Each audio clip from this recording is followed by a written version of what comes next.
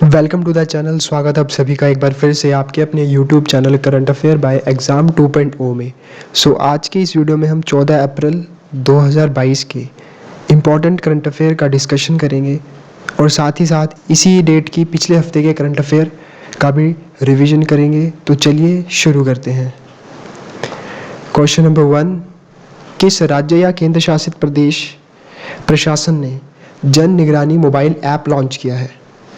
तो ये जम्मू कश्मीर के द्वारा जन निगरानी मोबाइल ऐप लॉन्च किया गया। अब बात करते हैं ऑप्शन ए में दिल्ली की। अच्छा, दिल्ली में क्या हुआ था? हाल ही में homeopathy people choice for wellness वैज्ञानिक सम्मेलन आयोजित हुआ गया और बेघर बच्चों के पुनर्वास के लिए फील्ड टास्क फोर्स गठित की गई और Indira Gandhi technology university of women ने मलेशिया पारवेज के साथ समझौता किया और दिल्ली गवर्नमेंट के द्वारा जर्मन भाषा पाठ्यक्रम में शामिल करने के लिए Delhi board of school education ने गोयथे इंस्टीट्यूट के साथ समझौते पर हस्ताक्षर किए थे। Air world air quality report 2021 के अनुसार सबसे प्रदूषित राजधानी में दिल्ली लगातार चौथे साल शीर्ष पर बना हुआ है और मेगा लाल किला महोत्सव भारत भाग्य विधाता का उद्घाटन नई दिल्ली में हुआ है। अब बात करते हैं ऑप्शन बी की, अंडमान व निकोबार। अंडमान निकोबार की कैपिटल क्या है? पोर्ट ब्लेयर और यहाँ के लेफ्टिनेंट गवर्नर कौन है? एडमिरल देवेंद्र कुमार जोशी। अच्छा, अभी इसके नए डीजीपी नियुक्त हुए हैं, उनका नाम है नीरज ठाकुर। अब बात करते हैं चंडीगढ़ की। चंडीगढ़ हरियाणा और पंजाब की कैपिटल है और हरियाणा के मुख्यमंत्री कौन है? मनोहर लाल खट्टर और पंजाब के अभी नए मुख्यमंत्री बने हैं भगवंत मान। नेक्स्ट क्वेश्चन, पहली नेशनल रैंकिंग वुमेन तीरंदाजी टूर्नामेंट कहाँ आयोजित की गई है? तो ये झारखंड में, हाल ही में झारखंड में नेशनल रैंकिंग वुमेन तीरंदाजी टूर्नामेंट आयोजित की गई। अब झारखंड के बारे में बात कर लेते हैं, कुछ इंपॉर्टेंट करंट अफेयर। जैसे अभी यहाँ अमृत 2.0 के तहत झारखंड में शहरी जल आपूर्ति योजना को मंजूरी दी गई, जिसके तहत झारखंड पहला राज्य बन गया है जल संतुलन को बनाए रखने के लिए। इसने 11,078 करोड़ आवंटित किए हैं। अब बात करते हैं ऑप्शन ए में उड़ीसा की। उड़ीसा की कैपिटल क्या है? भुवनेश्वर। यहाँ के गवर्नर हैं गणेशी लाल। अब बात है ऑप्शन बी में हरियाणा की।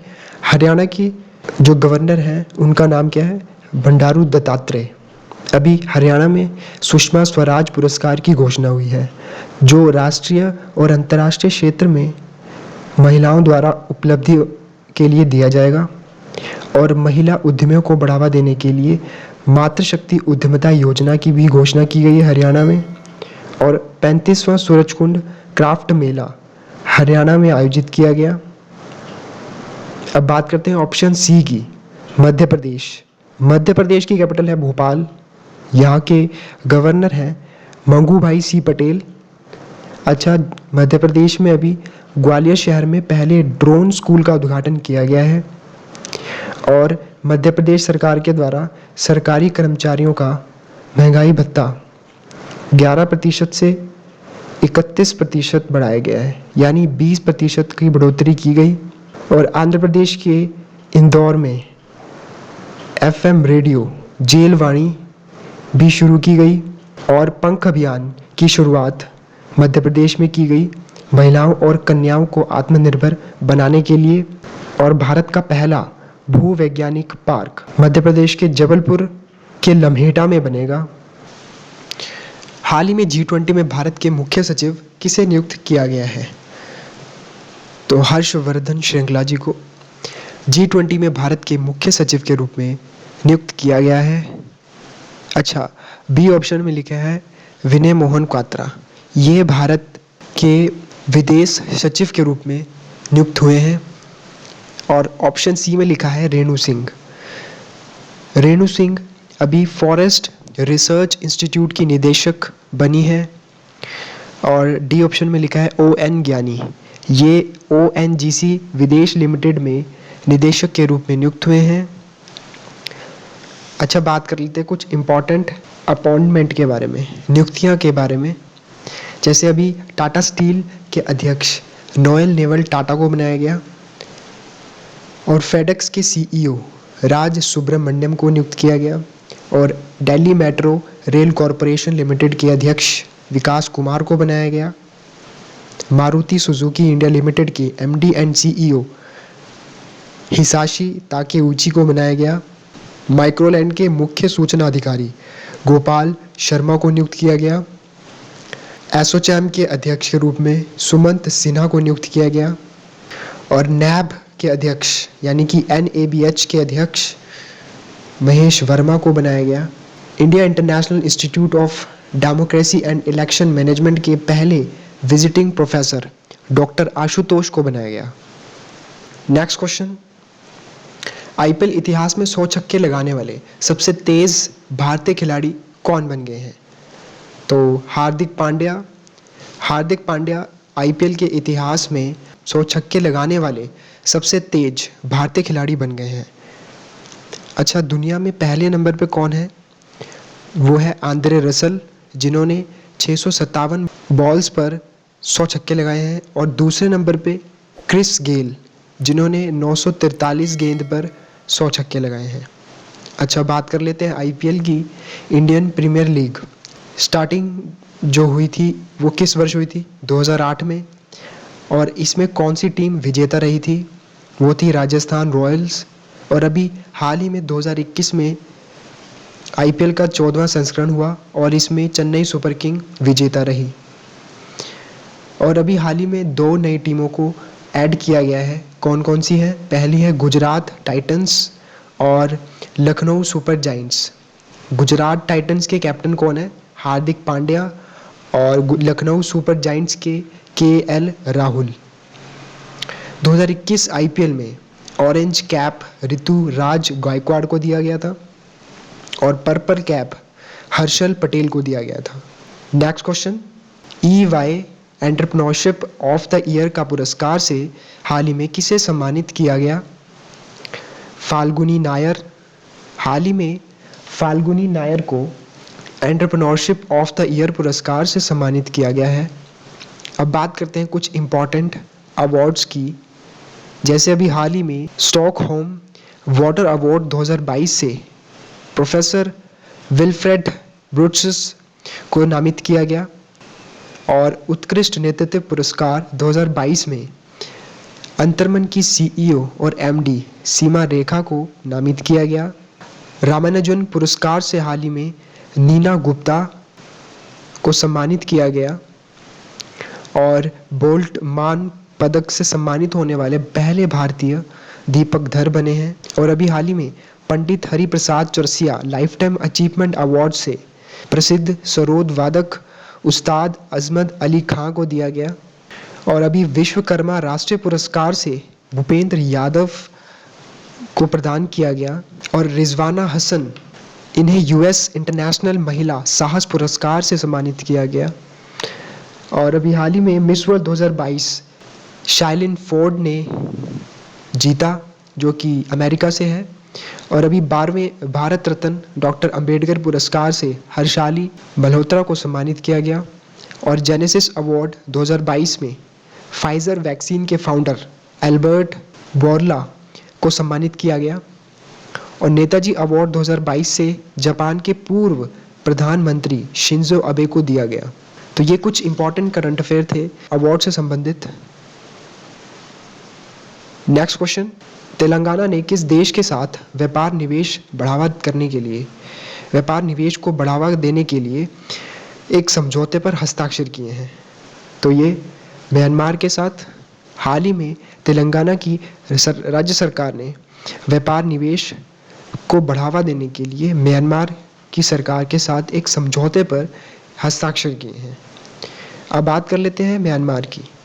म्यांमार की कैपिटल है नेपिदो, यहाँ के करेंसी है बर्मीज कियात।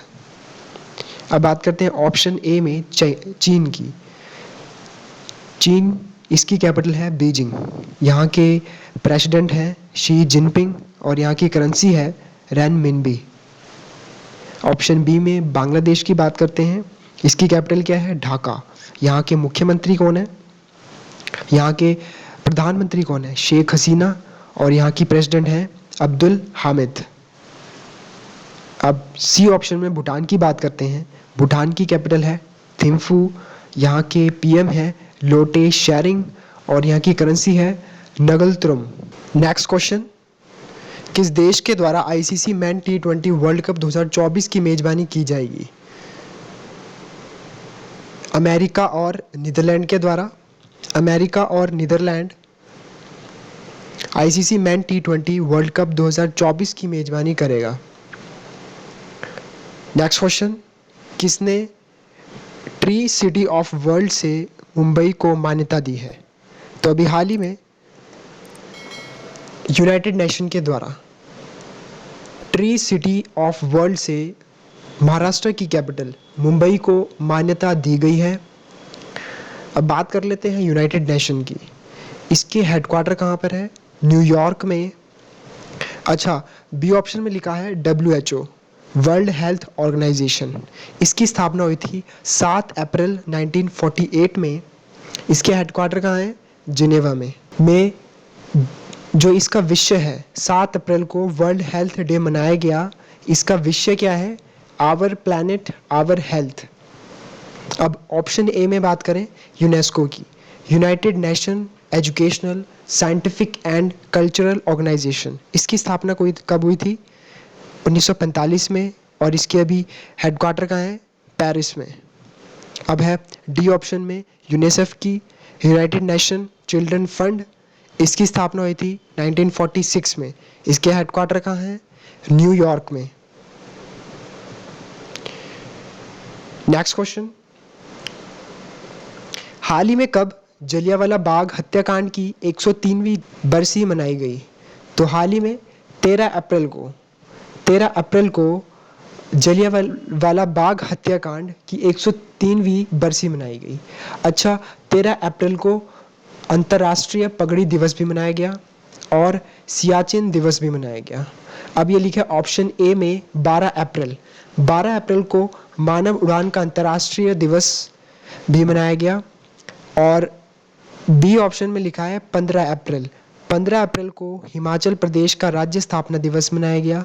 और डी ऑप्शन में लिखा है 14 अप्रैल को हाल ही में तमिलनाडु सरकार के द्वारा समानता दिवस मनाने की घोषणा की गई है। और इसी दिन डॉक्टर भीमराव अंबेडकर जी की 131वीं जयंती मनाई गई थी। और 7 अप्रैल को वर्ल्ड हेल्थ डे मनाया गया। 5 अप्रैल को राष्ट्रीय समुद्री दिवस मनाया गया। और 1 अप्रैल को उत्कल दिवस मनाया गया। और नेक्स्ट क्वेश्चन, किसे पूर्वी भारतीय बाजारों के एल लॉयड के ब्रांड एम्बेसडर बनाया गया है? तो ये सौरव गांगुली को, हाल ही में वर्तमान के BCCI के चेयरमैन सौरव गांगुली जी को एल लॉयड के ब्रांड एम्बेसडर बनाया गया है। अच्छा, अभी हाल ही में टाटा एक्सा लाइफ इंश्योरेंस के ब्रांड एम्बेसडर बनी है विद्या बालन। और ऑप्शन बी में लिखा है अक्षय कुमार जी को उत्तराखंड के ब्रांड एम्बेसडर के रूप में नियुक्त किया गया था। 6 अप्रैल 2022 के जो महत्वपूर्ण प्रश्न हैं उनका रिवीजन करेंगे। तो चलिए शुरू करते हैं। मुख्यमंत्री योगी आदित्यनाथ ने किस जिले में स्कूल चलो अभियान की शुरुआत की है? तो ये श्रावस्ती जिले में। किस राज्य में कावल उथवी ऐप लॉन्च किया गया है? तो ये तमिलनाडु में। किस राज्य में टाटा पावर ने 160 मेगावाट की सौर परियोजना की शुरुआत की है? तो राजस्थान राज्य में। गुजरात कर्नाटक के बाद किस राज्य ने कक्षा 9 से पाठ्यक्रम में श्रीमद् भगवद गीता को शामिल करने वाला तीसरा राज्य बन गया है? तो ये बन गया है हिमाचल प्रदेश।